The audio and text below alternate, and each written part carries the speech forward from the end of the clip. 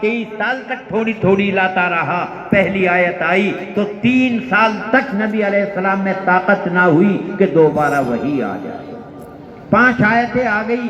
3 سال تک اللہ نے آرام دیا اور 3 سال کے بعد میں پھر دوبارہ وحی شروع کی. یا ایھا المدثر قم فانذر وربک فکبر. تو اللہ تبارک و تعالیٰ نے اپنے کلام کی عظمت کو اس طرح واضح فرمایا ہے کہ قیامت کے دن ہم ترازو قائم کریں گے. ایک ترازو، مگر کتنی بڑی ترازو ہوگی. اسی میں تمام اعمال کو اگر رکھ دیا جائے گا، ہر ایک کے عمل کی شمار بتا دے گا. اس کے اچھے عمل اتنے، اس کے برے عمل اتنے، وہ پہلے ہی دن وہاں پر بتا دے گا. تو یہ اللہ تبارک و تعالیٰ کا کلام ہے جو بڑا بے مثال اور بے مثال یہ کلام ہے. ایک لفظ کی وضاحت کے لیے ہزاروں زندگی چاہیے تو بھی اس کی حقیقت پوری سامنے نہیں آ سکتی. یہ قرآن ایسا عظیم الشان قرآن ہے. تو اسی میں کہا وَنَضَعُ الْمَوَازِينَ الْقِسْطَ لِيَوْمِ الْقِيَامَةِ. قیامت کے دن انصاف والی ترازو قائم کریں گے اور بنی آدم کے اقوال، بنی آدم کے اعمال تولے جائیں گے. کون کہہ رہا ہے؟ اللہ تعالیٰ فرما رہے ہیں. بھلا کیا معتزلہ کی شان کہ وہ انکار کر دے اللہ کے کلام کا. اللہ تعالیٰ تو فرماتے ہیں فَمَنْ ثَقُلَتْ مَوَازِينُهُ فَهُوَ فِي عِيشَةٍ رَاضِيَّةٍ. جس کے وزن بھاری ہو جائیں گے اس کی زندگی تو بڑی مزے کی گزرتی رہے گی. وَأَمَّا مَنْ خَفَّتْ مَوَازِينُهُ فَأُمُّهُ هَاوِيَةٌ. اور جس کے وزن اعمال کے ہلکے پھلکے ہوں گے اس کا مقام تو جہنم ہوگا. یہ ہے ہمارا قرآن، یہ ہے ہماری کتاب، یہ ہے ہمارے نبی کی شریعت جو انسانوں کو انسانیت کا پیغام دیتی ہے. کاش ہم صرف رضا الہی کے لیے آخرت پر نظر کرتے ہوئے اپنی زندگی گزاریں گے تو دنیا کی زندگی بھی ہماری سکون کے ساتھ میں گزرے گی. کیونکہ اللہ تعالیٰ کا ارشاد ہے، اللہ کی خبر ہے، اللہ کی بات ہے الا بذکر اللہ تطمئن القلوب. اگر تم دلوں کا سکون چاہتے ہو تو ان مالوں میں نہیں ملے گا، ان محلوں میں نہیں ملے گا، ان مکانوں میں نہیں ملے گا. اگر تمہیں سکون کی ضرورت ہے تو اللہ کا ذکر کرنا شروع کر دو، تمہارے دل کو سکون آئے گا. جسے نماز کا عشق ہو گیا جب تک نماز نہیں پڑھتا نہ اسے نیند آتی، نہ چین اور نہ سکون ملتا، اور چہرے پہ نورانیت نماز کی الگ ہی ہوتی ہے. تو یہ ہے اللہ کا کلام جس کو اللہ تعالیٰ فرما رہے ہیں وَنَضَعُ الْمَوَازِينَ الْقِسْطَ لِيَوْمِ الْقِيَامَةِ. قیامت کے دن جو آخری دن ہوگا ہم انصاف والی ترازو قائم کریں گے. اور انصاف والی ترازو قائم کرنے کے بعد فَلَا تُظْلَمُ نَفْسٌ شَيْئًا. ذرا سا بھی کسی پر ظلم نہیں کیا جائے گا. یہاں تک کہ فرما دیا ذرا سے کی اشارہ کرتے ہوئے فَمَن يَعْمَلْ مِثْقَالَ ذَرَّةٍ خَيْرًا يَرَهُ. اگر ذرہ برابر خیر کی ہوگی قیامت کے دن تمہارے سامنے کر دیا جائے گا. اور فَمَن يَعْمَلْ مِثْقَالَ ذَرَّةٍ شَرًّا يَرَهُ. اگر ذرا سی گناہ کی ہوگی وہ بھی قیامت کے دن تمہارے سامنے قائم کر دیا جائے گا. اس بات کو بتانے کے لیے یہ آخری سبق، آخری دن کے لیے انسان کو اپنے آخر کو یاد کرنے کے لیے، اپنی موت کو یاد کرنے کے لیے، آخرت میں بدلہ دینے کے لیے اس آخر میں اس حدیث کو امام بخاری رحمت اللہ علیہ لائے کہ پڑھتے پڑھتے پڑھنے والے کا اب یہ مولوی بن گیا، آخر ہو گیا. اب تمہیں اپنی آخرت کے لیے بھی نظر رکھنی ہے اور تمہاری زبان سے کوئی بات بغیر سوچے نہ نکلے، تمہارے اعضاء سے کوئی عمل بغیر نیت صحیح کے نہ نکلے. تو لہذا وہی تمہیں مفید اور کارآمد ہوگا. کس کا؟ تو یہ بات اللہ تعالیٰ کا ارشاد قائم کریں گے ہم بہت سی ترازویں انصاف کی قیامت کے دن. وَأَنَّ أَعْمَالَ بَنِي آدَمَ وَقَوْلَهُمْ يُوزَنُ. اور بنی آدم کے اعمال اور بنی آدم کے اقوال ان سب کا وزن کیا جائے گا. لیکن سب کا عمل وزن کیا جائے گا، سب کی باتیں وزن کی جائے گی ایسا نہیں. یہ تو ایک بات مطلقاً بیان فرما دی. انسان 4 طرح کے، اولاً مومن کافر. مومن 2 طرح کے ہیں، کافر بھی 2 طرح کے. ارادے پر کوئی بات نہیں ہے، اللہ تعالیٰ ان کے ارادے کو پورا نہیں ہونے دے. حضرت یوسف علیہ السلام اور زلیخا کا قصہ تو بڑا معروف اور مشہور ہے، موجود ہے۔ جب زلیخا نے بڑا بہترین محل تیار کرا لیا، تصویریں اپنی اور حضرت یوسف کی دیواروں پر قائم کرا لی، اور لباس بھی اپنا اتار دیا،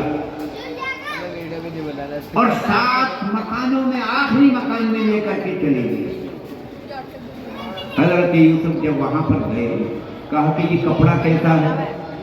زلیخا کہنے لگی میرا خدا ہے، میں پرستش کرتی ہوں، لیکن میں نے اس پر کپڑا ڈال دیا تاکہ وہ ہماری تم بھی چھپو، وہ ہمیں وہاں بھی دیکھتا ہے، وہ تو 7 زمین 7 آسمان کے اندر دیکھتا ہے۔ یہ کہنا تھا اور بھاگنا شروع کر دیا، یہ کہنا تھا، بھاگنا شروع کر دیا۔ تمام دروازے آٹومیٹک کھلنا شروع ہو گئے۔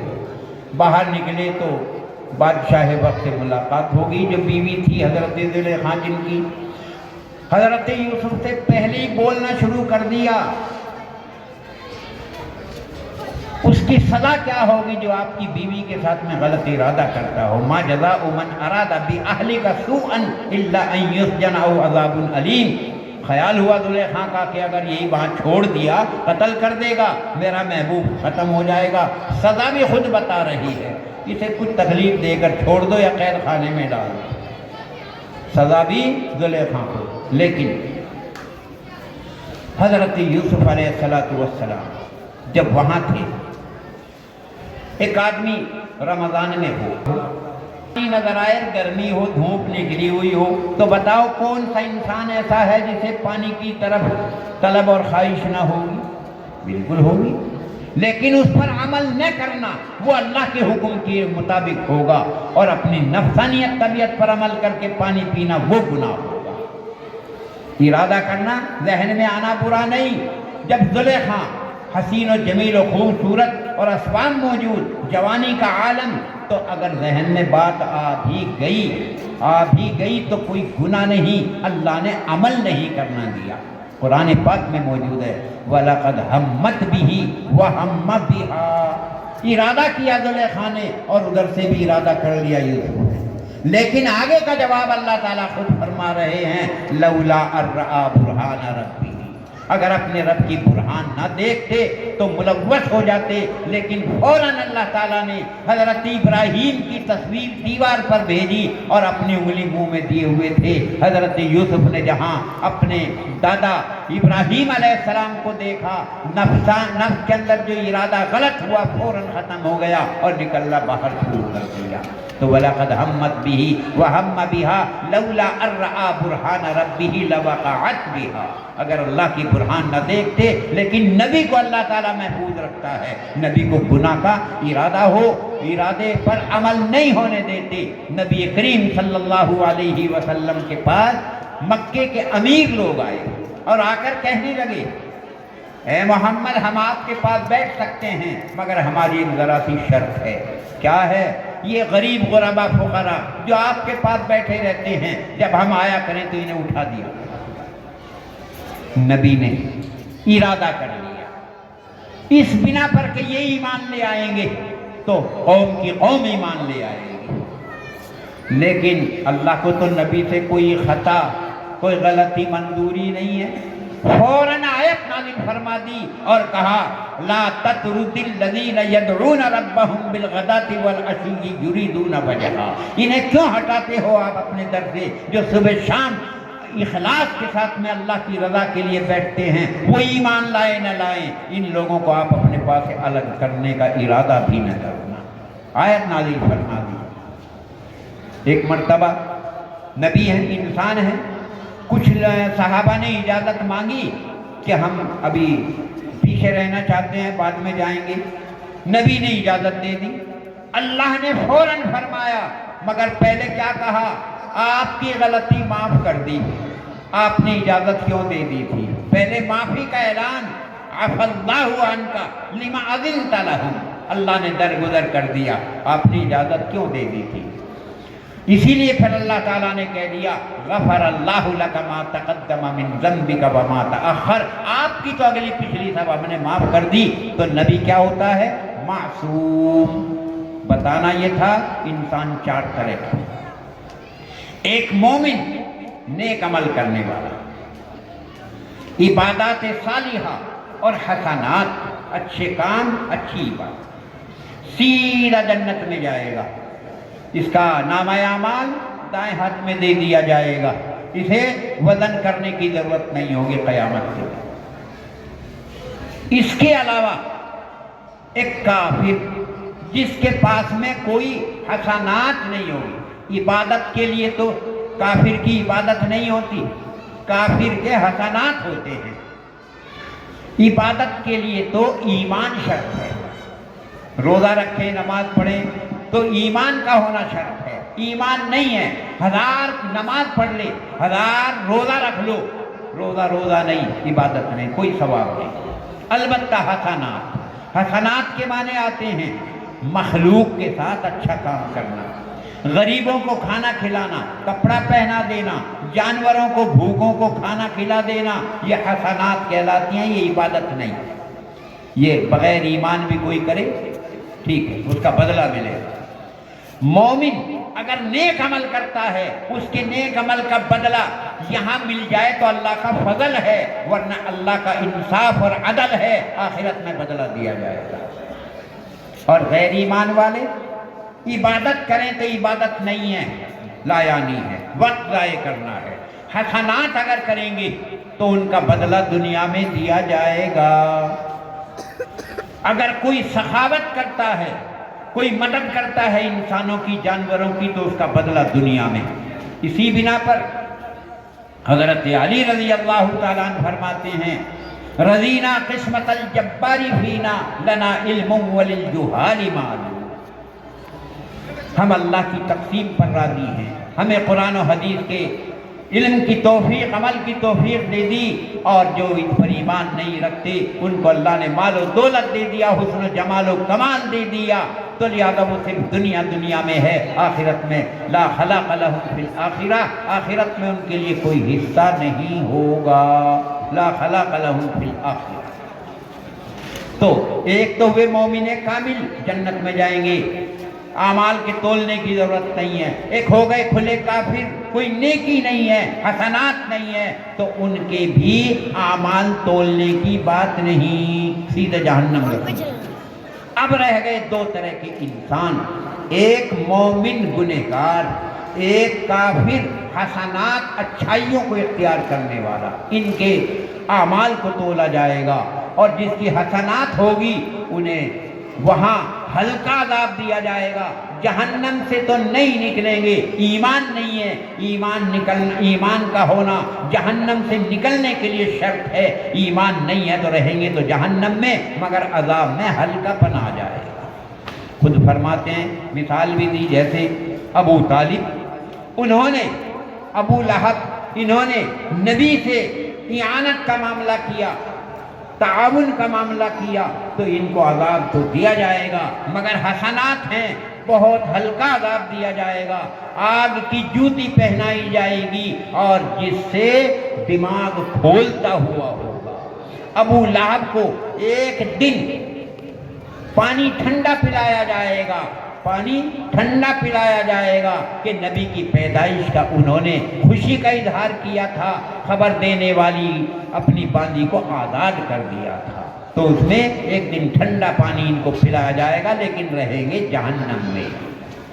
अब रह गए मोमिन गुनहगार। मोमिन गुनहगार ईमान भी है, आमाल सालिहा भी है, मगर गुनाह भी है। अब जिसके जैसे अमल, जैसे गुनाह, जैसे आमाल सालिहा होंगी, उनका वजन किया जाएगा, और जर्रा बराबर किसी पर कोई नाहक जुल्म नहीं किया जाएगा। उनको उसी नौइयत से जन्नत के अंदर दाखिले दिए जाएंगे, मकामात और दराजात दिए जाएंगे, जैसे हाफिज़ कुरान को कह दिया जाएगा, कुरान पाक पढ़ता जा, मनाज़िल तय करता जा, जहाँ तेरी आखिरी पढ़ना वहाँ तेरी आखिरी मंजिल होगी। तो इस तरह आमाल जैसे वैसे जन्नत में दराजात दिए जाएंगे। तो इसी को बयान फरमाया इमाम बुखारी रहमतुल्लाह अलैह ने कि बनी आदम के अमाल और उनके अक़वाल का वज़न किया जाएगा। वक़ाल मुजाहिद, मुजाहिद ये कुरान पाक के बड़े मुफस्सिर हैं, तो बहुत है, लेकिन जितनी भी ज़ुबानें हैं حضرت یوسف علیہ السلام 72 زبانوں سے واقف تھے حضرت یوسف، اور 73ویں زبان اپنے باپ ابراہیم کی عربی زبان تھی، تو لہذا اس سے بھی واقف تھے۔ تو یہ زبانوں کا مختلف ہونا، یہ تو اقوام، خطوں اور جگہوں کے اعتبار سے الگ الگ ہوتا ہے، مگر تمام زبانوں میں افضل زبان عربی کی زبان ہے۔ جیسے تمام کتابوں میں افضل کتاب قرآن پاک ہے عربی زبان میں، اور کیوں نہ ہو، باقی تو کتاب اللہ ہیں مگر قرآن تو کلام اللہ ہے۔ کتاب اور کلام میں فرق یہی ہے، کتاب تو لکھی ہوئی ہوتی ہے اور کلام تو زبان مبارک سے نکلا ہوا ہوتا ہے۔ یہ قرآن جہاں کتاب ہے وہیں اللہ کا کلام بھی موجود ہے، تو یہ فرق ہے اور کتابوں میں اس میں، اسی لیے زبانوں میں سب سے افضل زبان عربی کی ہے۔ دنیا میں تو کوئی زبان بولے مگر جنت میں تمام جنتیوں کی زبان عربی، اور جنت تو بہت بعد میں، اس سے پہلے تو مرتے ہی آدمی کے لیے جنت یا جہنم ہے۔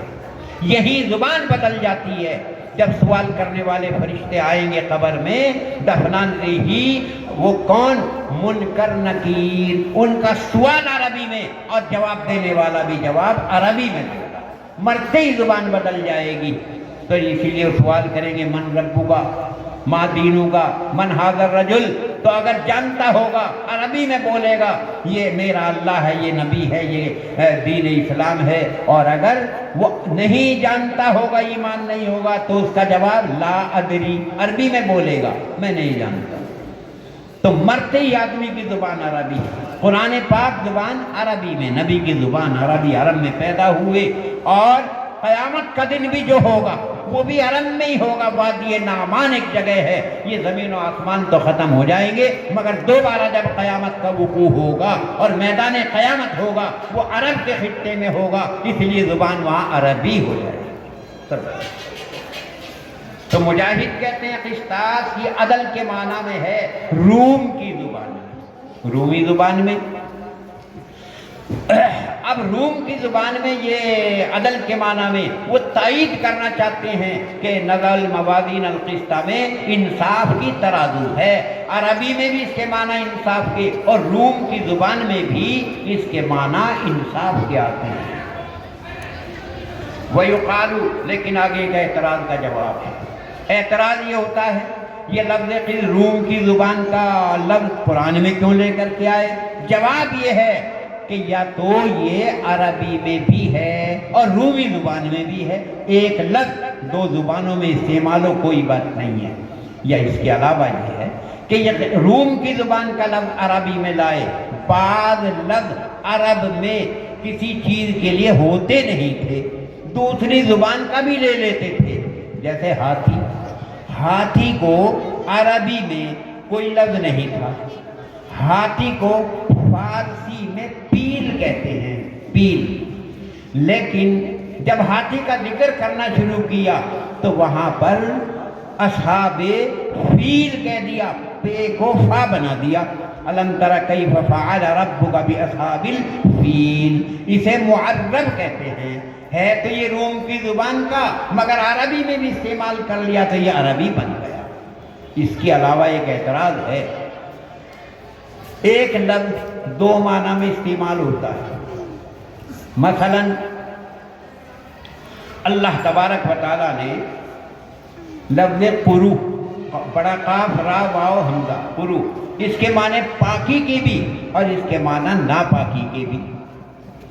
اب ایک لفظ کے دو معنی ہیں، جیسے تین آدمی ہیں، پہلے دادا ہے، پھر بیٹا ہے، پھر پوتا ہے، اب وہ بیچ والا بیٹا بھی ہے اور وہ بیچ والا باپ بھی ہے، چھوٹے کا باپ ہے، بڑے کا بیٹا ہے، تو ایک چیز ہے، معنی مختلف ہو جاتے ہیں۔ تو اسی طرح لفظ قسطاس کے معنی قرآن پاک میں دو معنی میں استعمال ہوا، انصاف کے معنی میں بھی اور ظلم کے معنی میں بھی، اسی لیے فَأَمَّا الْقَاسِطُونَ فَكَانُوا لِجَهَنَّمَ حَطَبًا، بہرحال قاسط بمانے ظالم جہنم کا ایندھن ہوں گے، اور یہاں وَنَضَعُ الْمَوَازِينَ الْقِسْطَ میں بتا رہے ہیں انصاف کی ترازو، اور وہاں